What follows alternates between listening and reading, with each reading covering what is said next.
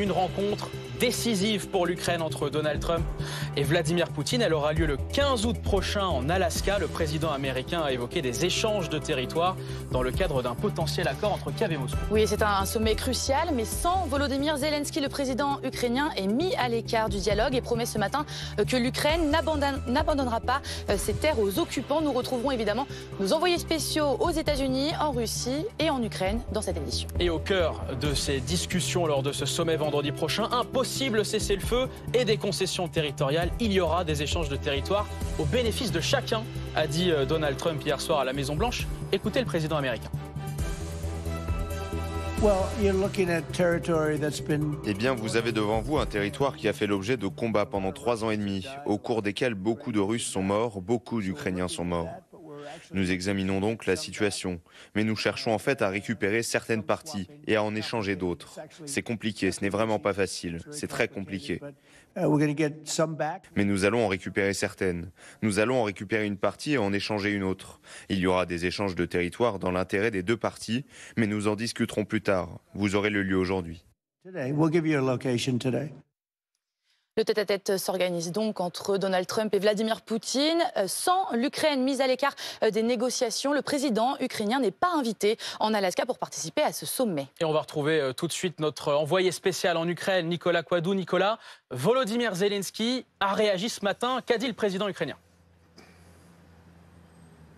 Le président ukrainien a réagi dans une longue vidéo. Oui, vous avez raison, il s'est opposé à cette réunion si l'Ukraine n'est pas à la table des négociations. Il a dit des termes extrêmement clairs. Tout plan de paix qui serait décidé sans l'Ukraine serait mort-né. Des mots assez forts de la part de Volodymyr Zelensky qui rappelle encore une fois que l'Ukraine a toute sa place à jouer dans les négociations puisque la guerre se déroule sur le sol ukrainien et ce sont des soldats ukrainiens qui meurent depuis 3 ans. Je vous propose d'écouter un extrait de sa réaction. Cette guerre doit être terminée et c'est à la Russie de la terminer. C'est la Russie qui l'a commencée et qui la prolonge sans écouter aucune échéance. Et c'est précisément cela le problème et non autre chose.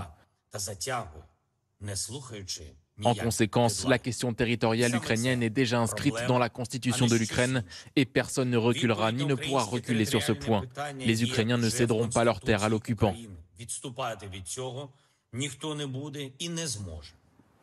Alors pourquoi une telle réaction de Volodymyr Zelensky alors que hier encore il remerciait, rappelez-vous, Donald Trump pour sa médiation dans ce conflit? Eh bien c'est parce que ce qui commence à se dégager, et ça a été révélé en exclusivité par le journal américain, le Wall Street Journal, c'est que les États-Unis pourraient être favorables à ce que l'Ukraine cède des territoires qui ne sont pas encore occupés par la Russie. On irait donc bien plus loin qu'un gel de la ligne de front pour l'ensemble des Ukrainiens. Ce serait une manière de trahir les soldats qui se battent dans la région de Donetsk notamment, puisque c'est de cette région dont on parle.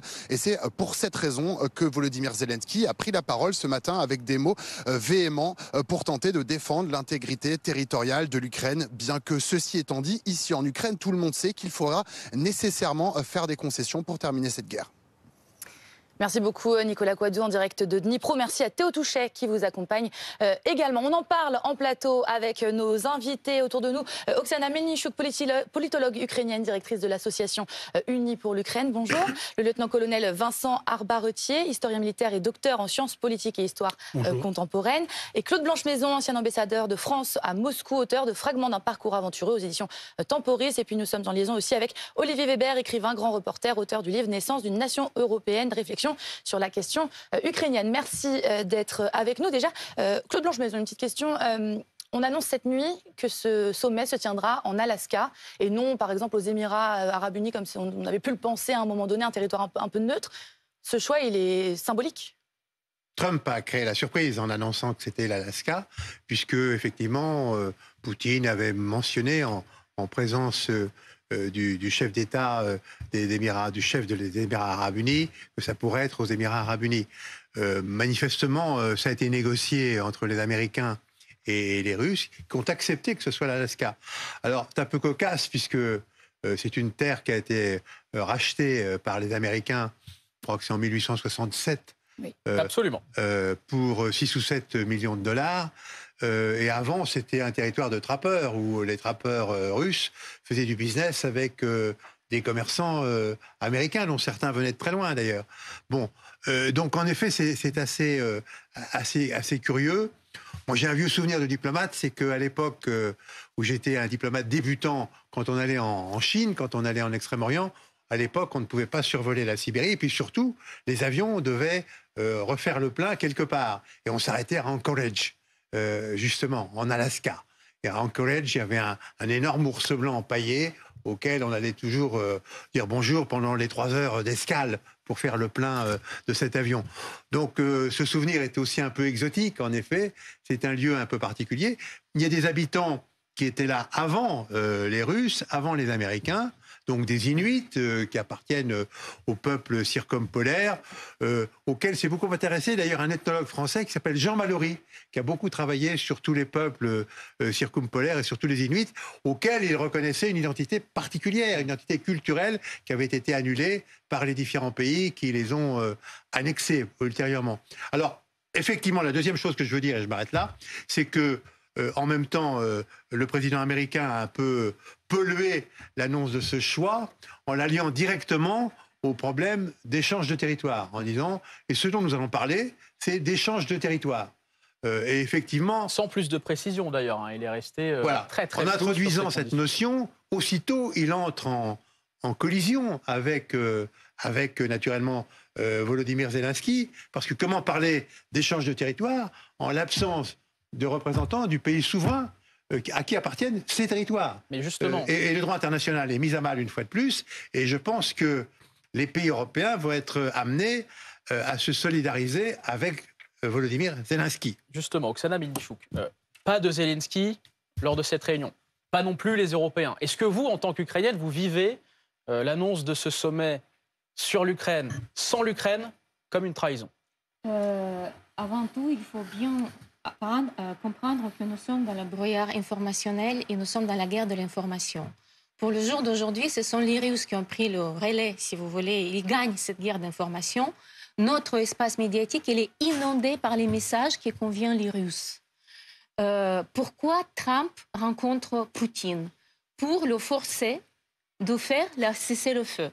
Parce que si vous vous souvenez, avec les Alliés, il y a quelques mois, c'était une condition imposée à Poutine, le cessez-le-feu inconditionnel pendant 30 jours. On n'a jamais abouti à ça. Et Trump, avec tous ses ultimatums, il a essayé, il a tenté de mettre pression sur Poutine pour aboutir à cette cessez-le-feu. Pourquoi Trump, il a dit les territoires sans précision?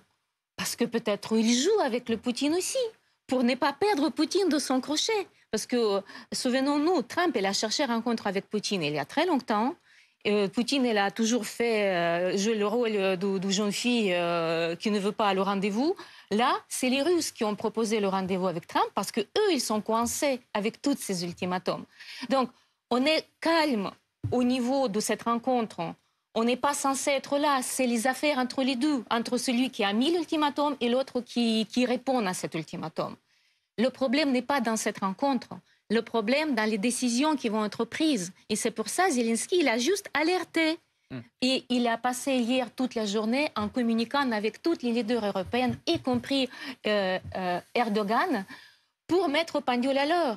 Et je pense que son discours de ce matin, cette déclaration de ce matin, elle a dit « Attention, la constitution de l'Ukraine ne permet pas ».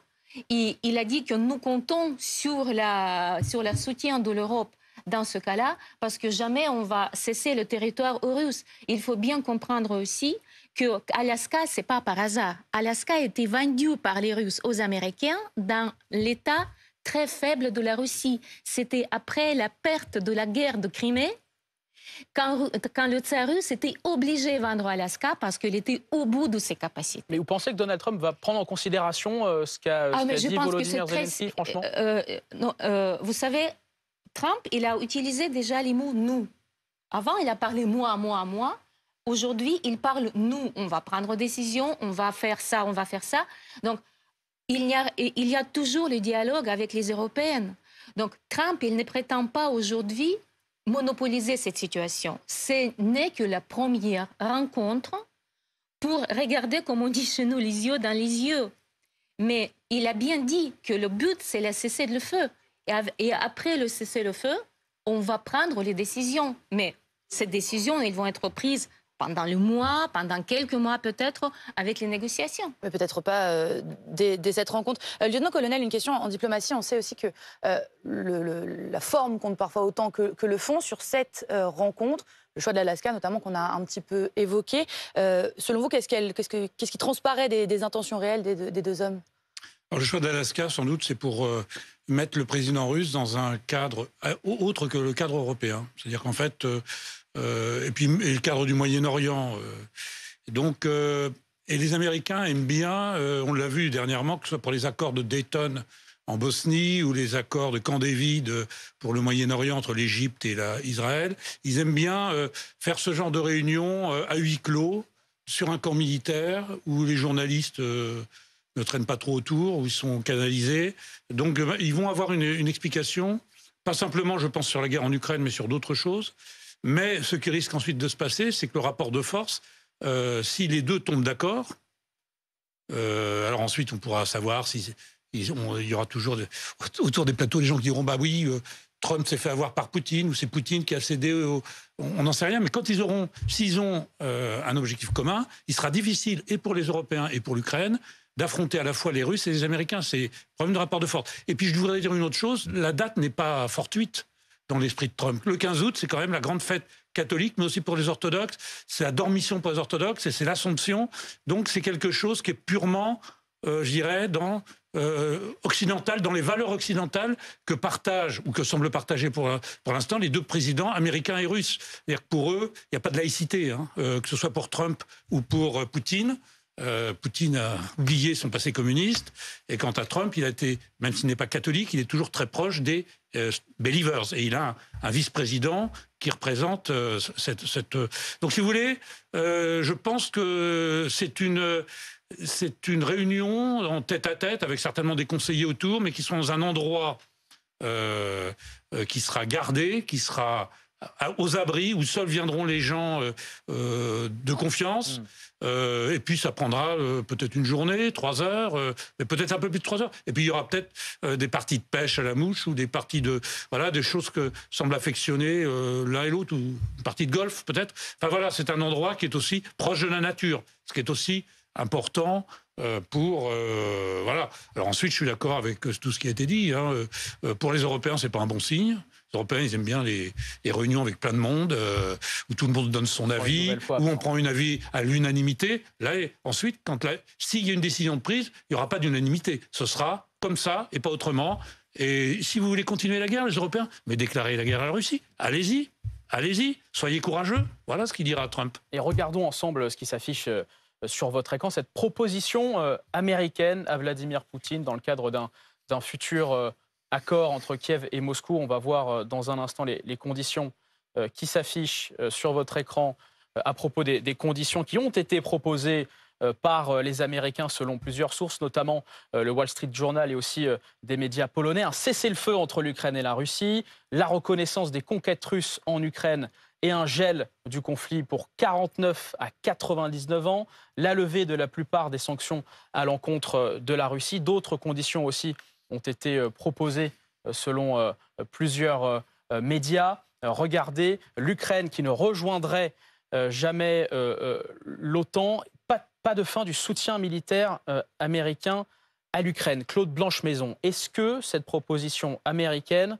est au fond une proposition qui cède... Mais c'est des informations, mais c'était déjà renoncé par l'Ukraine officiellement. C'est la désinformation russe qui était faite exprès dans les presses polonais pour sentir jusqu'où ils peuvent aller. Mais c'est pas justement. du tout... Alors, ce sont des informations qui ne sont pas encore officielles. Il y a une incertitude sur mais la source. Les médias américains, effectivement, transmettent ces informations. Mais plusieurs médias, en effet, ont transmis ces informations. Mais il y a une incertitude sur la source et sur l'authenticité. On sait maintenant que M. Witkoff, l'envoyé spécial de Trump, a fait des propositions, mais le document n'a pas été rendu public et M. Witkoff n'a pas confirmé que c'était exactement ces propositions. Cela dit, c'est assez vraisemblable. C'est-à-dire qu'effectivement, comme l'a dit le colonel, ce que veut Trump, c'est un cessez-le-feu. Donc c'est le point numéro 1. Cette réunion a pour objet d'obtenir un cessez-le-feu. Un cessez-le-feu d'une durée probablement limitée pendant laquelle auraient lieu les négociations. Deuxièmement, alors là, il y a des divergences. échange de territoire ou pas échange de territoire, gel sur la ligne de front ou pas sur la ligne de front. On ne sait pas très bien, mais quand même, Monsieur Trump, hier soir, dans sa communication officielle, a parlé d'échange de territoire. Et ça ne figurait pas... Au bénéfice de chacun. Au bénéfice de chacun. Quel serait le bénéfice de l'Ukraine? C'est pas la même chose que la formulation que nous avons là à l'écran. Où là, on parle plutôt d'un bail amphithéotique donné par l'Ukraine à la Russie pour 49 ans ou pour 99 ans sur les territoires que la Russie administrerait pendant cette période. Ce qui permettrait d'ailleurs, dans l'esprit des juristes, de préserver la thèse de l'intégrité territoriale de l'Ukraine, puisque ce serait un leasing, un prêt que la propriété de ce territoire resterait pendant cette période de temps à déterminer à l'Ukraine. Donc là aussi, il faudrait éclaircir un peu la véritable proposition faite par les Américains. Peut-être que ça a évolué entre Witkoff et ce qu'a dit hier soir Monsieur Trump. Il y a également une autre divergence qui porte sur le statut de l'Ukraine libre, l'Ukraine qui ne serait pas occupée par les Russes. Et là, dans ce qui a été affiché à l'écran, on nous indique que, évidemment, c'est la thèse classique des Russes, renonciation définitive de l'Ukraine d'adhérer à l'OTAN. Il y a eu hier d'autres formulations qui ont été affichées également sur vos écrans, qui étaient que, dans le fond, peut-être que les Russes disaient, écoutez, pour ce qui concerne l'adhésion de l'Ukraine à l'OTAN et à l'Union européenne, dans le fond, c'est votre affaire. On s'en désintéresse, ça n'a pas tellement d'importance. Ce qui serait très dangereux, parce que, effectivement, certains à Moscou disent, après tout, on n'a pas à se préoccuper de cette question. Si la question de l'adhésion de l'Ukraine à l'OTAN se pose, eh bien, c'est à l'OTAN de répondre. Et il y a beaucoup de chances de répondre, que la réponse de l'OTAN soit dans l'état actuel des choses, ça n'est pas possible. Et de renvoyer le ballon dans le camp de l'OTAN qui dirait non, les conditions ne sont pas mûres pour que l'Ukraine rentre dans l'OTAN. On va aller justement du côté de la Russie, voir notre correspondant. C'est la première fois, en fait, depuis 10 ans, qu'un président russe va se rendre aux États-Unis. On va retrouver Jean-Didier Revoin en direct de Moscou. Bonjour Jean-Didier. Donald Trump a évoqué hier un échange de territoire au bénéfice de tous. Ce sont ses mots. La Russie a, elle, confirmé l'entrevue prévue la semaine prochaine. Est-ce que le Kremlin a réagi directement aux propos du président américain ? Alors écoutez, pas pour l'instant, dans la mesure où tout ce qu'on sait de sources diplomatiques, c'est que les Russes ont l'air très contents de se rencontrer en Alaska. Ils invoquent la proximité, les échanges économiques qui ont lieu dans cette région pour se satisfaire du choix de l'Alaska pour une rencontre entre Donald Trump et Vladimir Poutine. Mais Yuri Ushakov, le conseiller de Vladimir diplomatique, ne s'avance pas autant que le président américain ou que les fuites qui ont été diffusées dans la presse ces derniers jours. Il estime simplement que les prochains jours vont être consacrés à l'élaboration des détails de cette rencontre, et puis il précise que c'est un processus qui est très difficile. Alors on comprend bien que les Russes ne veulent pas ouvrir leur jeu de cartes, montrer ce qu'ils ont dans la poche avant d'arriver à ces négociations. Les Russes sont de ce point de vue-là assez conservateurs. Il est très rare que des bruits fuitent dans la presse avant une rencontre aussi importante, vous l'avez dit, entre Donald Trump et Vladimir Poutine, la première entre un président russe et un président américain depuis 10 ans. Jean-Didier Revoin en direct de Moscou. Merci beaucoup, Jean-Didier, lieutenant-colonel Arbaretier. Quel est au fond l'intérêt commun de Donald Trump et de Vladimir Poutine d'accepter cette réunion maintenant ? Alors l'intérêt de Donald Trump, c'est de montrer qu'il va être à l'origine d'un cessez-le-feu. D'ailleurs, hier, il était entre les présidents azerbaïdjanais et arméniens pour montrer la fin de la guerre entre l'Azerbaïdjan qui était venu à Washington. Donc ça, c'est un faiseur de paix. Et l'intérêt de Poutine, déjà, c'est d'échapper aux sanctions tout de suite. Ensuite, c'est de ne pas avoir le président Zelensky, dans les négociations. Ça, c'est un gros intérêt, parce que une fois qu'il aura persuadé, si jamais il y a quelque chose d'écrit à la suite de cette réunion, lorsqu'il aura persuadé le président Trump de certaines choses, et que finalement son plan, plus ou moins changé, amendé par le président Trump, arrivera comme quelque chose à exécuter sur le terrain, Et c'est pas neutre, hein, quand on échange des territoires. Les territoires, c'est pas que des territoires avec de la terre, hein, c'est pas le désert. Et même dans le désert, il y a des gens. Donc c'est aussi les gens qui sont dessus. Et ça me rappelle quoi, en tant qu'historien militaire? C'est ce qui s'est passé à la Seconde Guerre mondiale, où il y avait sur une petite feuille un dessin fait à Churchill, Staline, et voilà. On a dit, bah, Tchécoslovaquie, bah, tiens, 50-50. Là, 35. Et puis ça s'est terminé comment?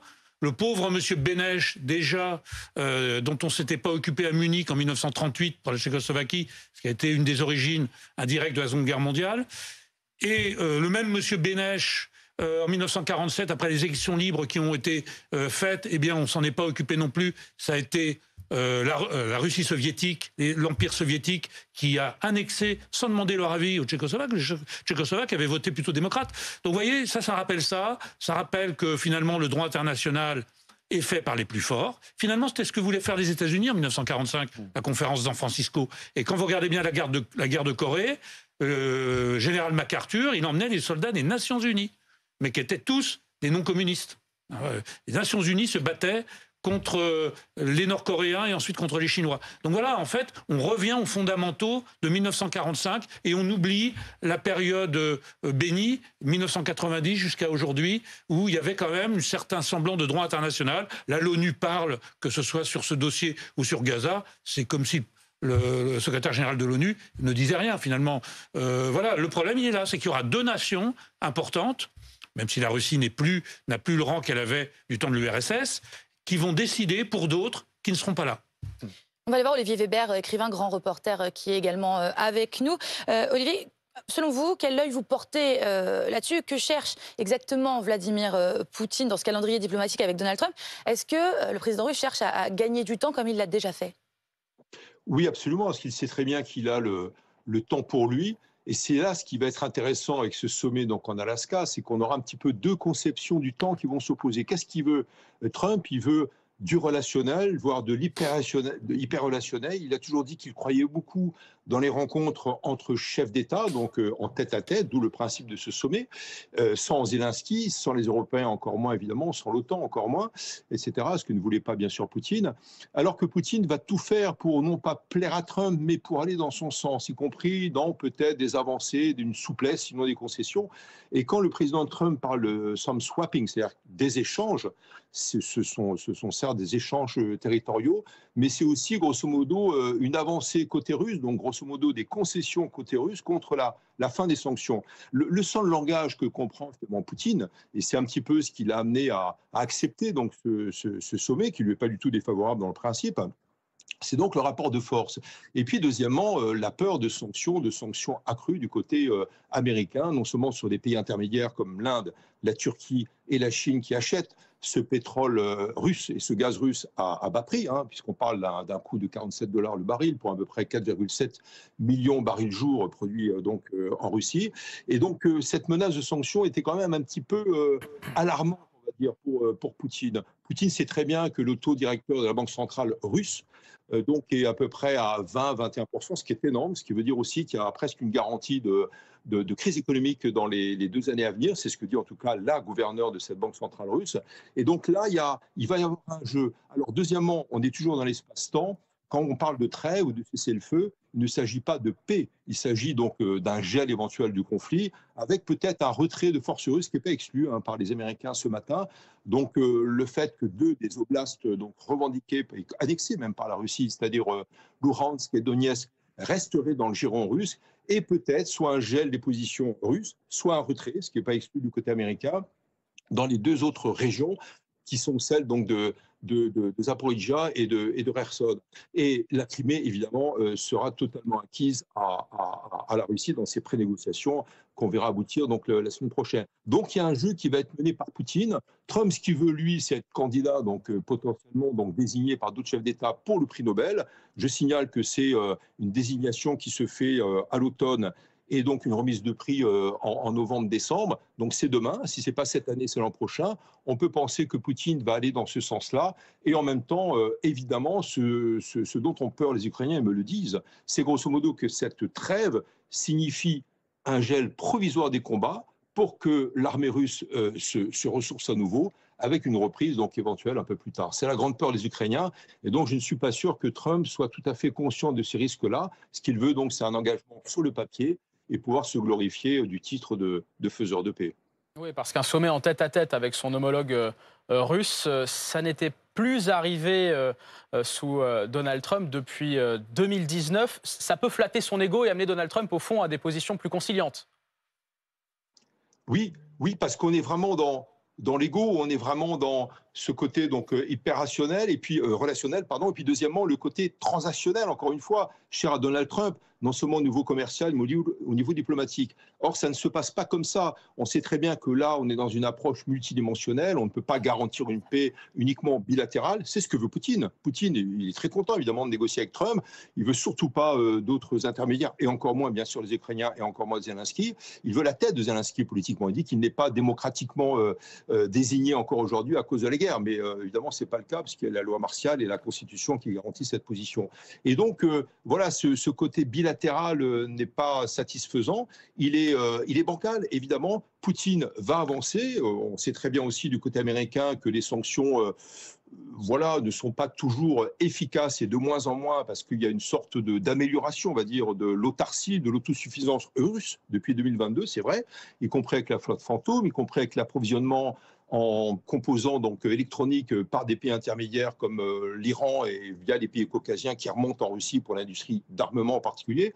Donc voilà, même Trump n'est pas tout à fait, comment dirais-je, conscient, on va dire, de la portée de ces sanctions. Donc il y a le côté évidemment égo pour que Trump puisse se flatter de ce début d'accord sur le temps court évidemment, et évidemment il l'imposera aux Ukrainiens. La grande menace pour les Ukrainiens, ils me le disent très régulièrement, c'est que grosso modo, il y a un arrêt des armements, donc non plus donné directement des États-Unis à l'Ukraine, parce qu'il y a de moins en moins d'armements américains livrés directement, mais par ce côté triangulaire, les Américains vendent aux Européens qui ont le droit donc d'approvisionner l'Ukraine avec ses armements américains. Et les Ukrainiens sont exsangues, il faut le dire. C'est une petite musique d'ailleurs que j'ai entendue encore il y a quelques semaines en Ukraine, à savoir que oui, on veut garder tous les territoires.